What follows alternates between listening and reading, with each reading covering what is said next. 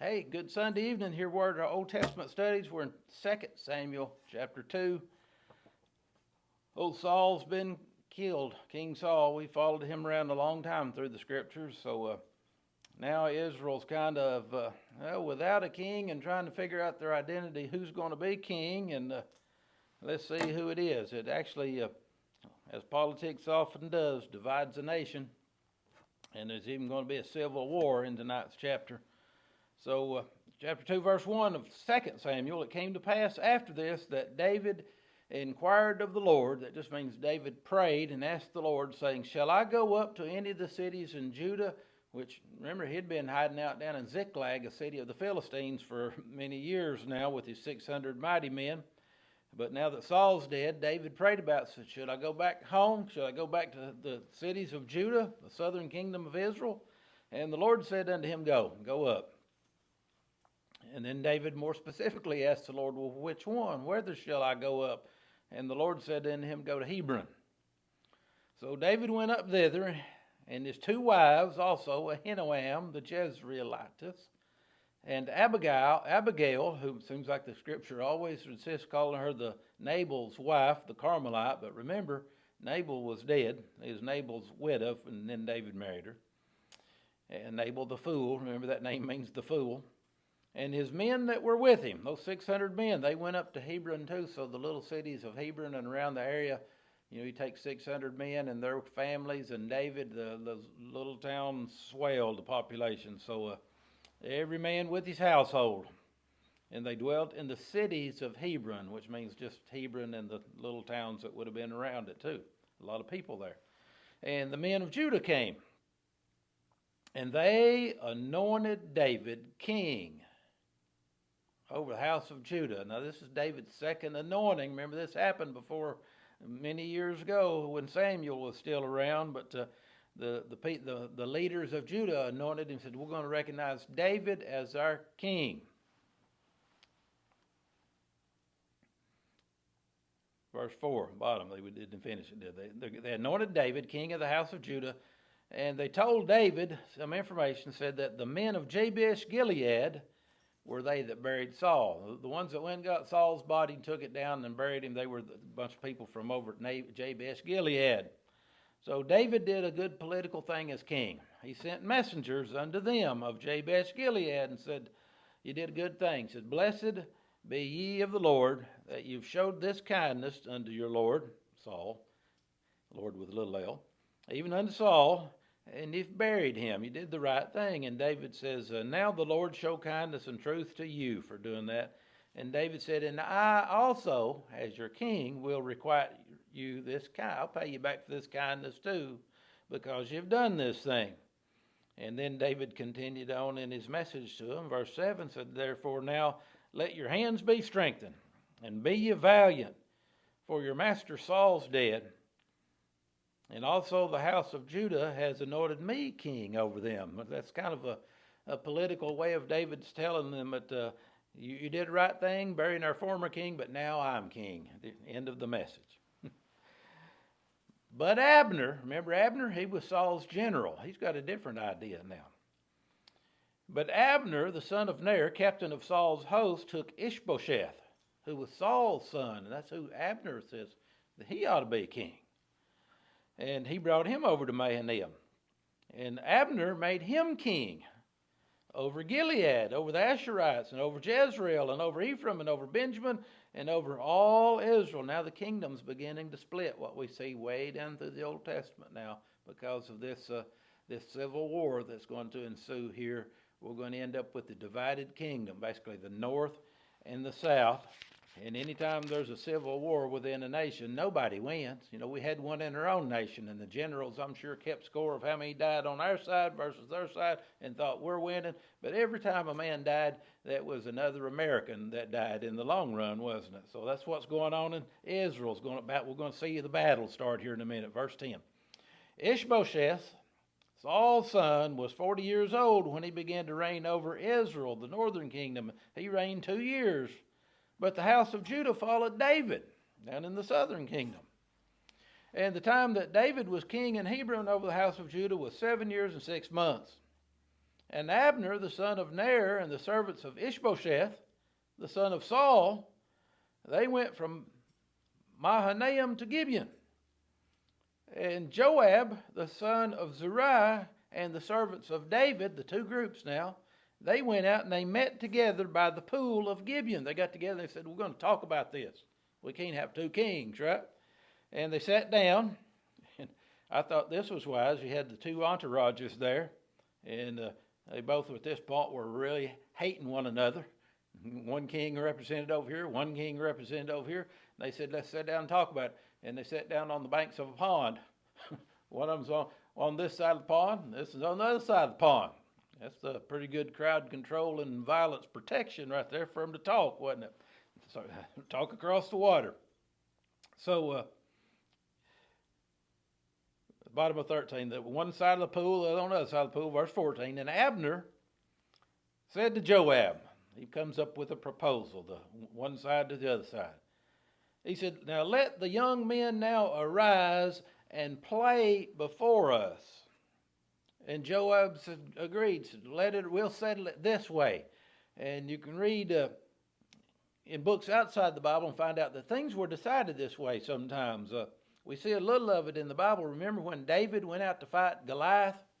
There were two whole armies out there, but sometimes they'd say, well, we'll send out a representative and you send out a representative, and whoever wins, we'll settle it that way. Therefore, dozens or hundreds of us don't have to die.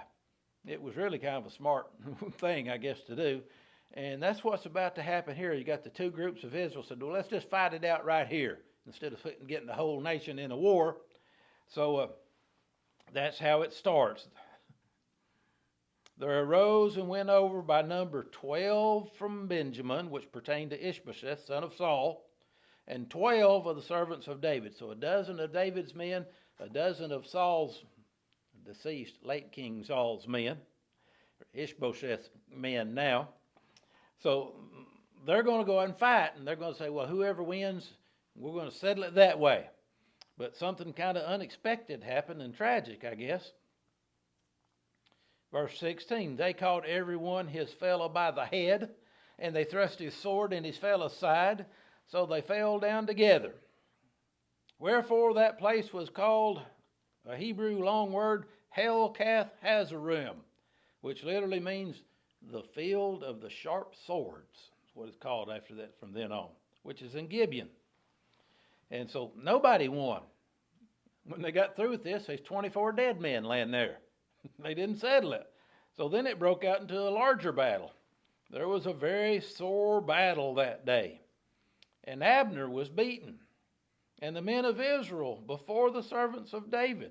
David's side was winning. And there were three sons of Zeruiah there, Joab, Abishai, and Asahel. And Asahel was as light as foot as a wild roe. Boy, he could run. You'd love to have him on your football team in the backfield there. And Asahel pursued after Abner, and in going he turned not to the right hand nor to the left from following Abner. And Abner looked behind him and said, art thou Asahel? And he said, I am. And Abner said to him, well, get away from me, follow somebody else. Turn thee aside to the right hand or to the left, and lay thee hold of one of the young men, and take thee his armor.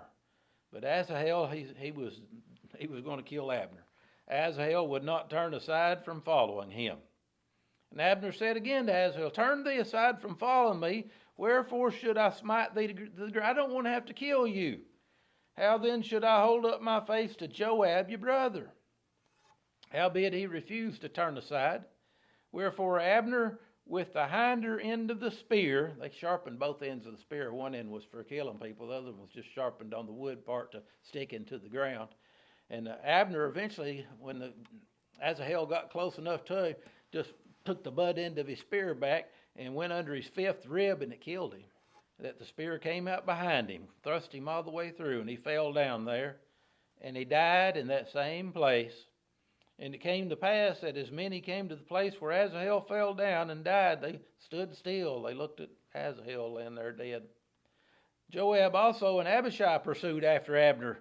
And the sun went down till they were come to the hill. They were going to get vengeance for their brother, weren't they? That lieth before Giah by the way of the wilderness of Gibeon. And the children of Benjamin gathered themselves together after Abner.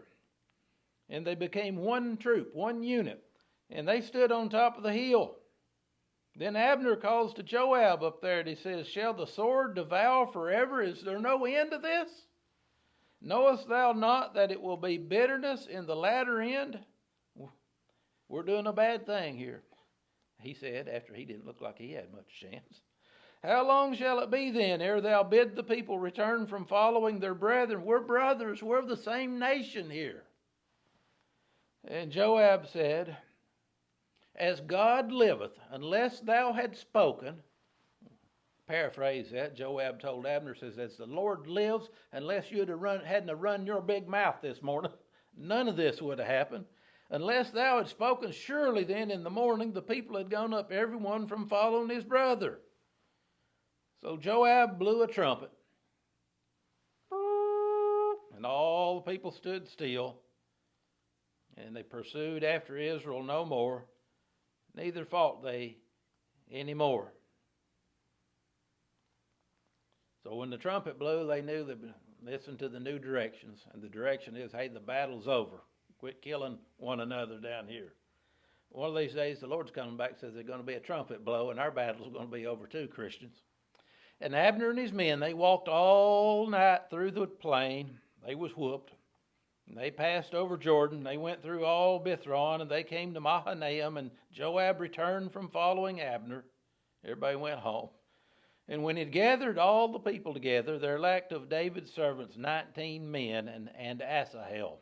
I guess that means 20 men have been lost on David's side. 12 of them originally at the pond, wasn't it?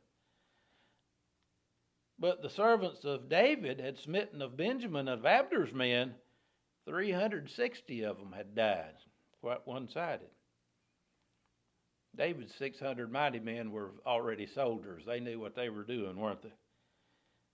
So they took up Asahel and buried him in the sepulchre of his father, which was in Bethlehem. And Joab and his men went all night, and they came to Hebron at the break of day. So it looks like this thing's going to be over with about the divided kingdom, but unfortunately, it isn't. It just continues on. And our own nation's very divided, and it seems very ugly in American politics today. And, you know, like my side looks at the other side, and we think, well, we're on God's side. What in the world are them people thinking? I don't understand it, but people on the other side, somehow, many of them think that they're serving God, and they don't understand what we're thinking. But just remember, if you're on God's side, you can disagree with people, but you can't hate them. You can try to persuade people, but you ain't supposed to be mean to them. And we sure don't need to let this thing get out of hand like it's gotten in David's day and like it got in our own nation's day. We don't want to see that again. We're Americans. We'll see you next time.